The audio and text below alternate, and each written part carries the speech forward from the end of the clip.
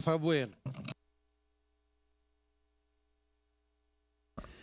Bom, presidente, eu volto a fazer uma reflexão de leis que que foi aprovado lá há 10 anos, há 11 anos atrás, e que são leis inúteis, que são duas leis. A das pombas, que vão multar...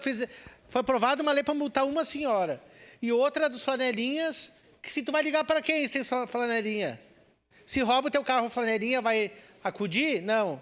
E tem essa lei. Não tem uma lei, presidente, que proíbe as pessoas de botarem bugiganga em cima das calçadas? E tu caminha lá do início da julho até o final da julho, tem lojas das pessoas em cima das calçadas. E é proibido. E a fiscalização sabe. Porque ela está todos os dias lá.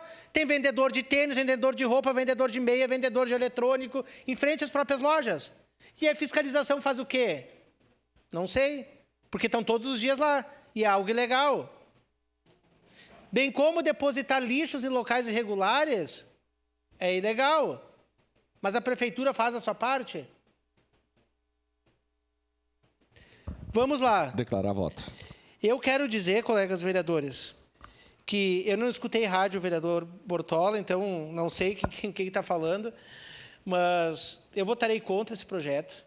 Votarei contra esse projeto, porque enquanto o poder público não assumir a sua responsabilidade, hoje já existem leis, e muitas leis, inclusive uma lei que eu volto a dizer que foi um complemento à lei orgânica, o Código de Posturas, que inclusive é ter banheiros adaptados quando as pessoas querem fazer qualquer atividade. Tu quer fazer uma festa para as crianças lá na Zona Norte, eles vão ter que ter banheiro.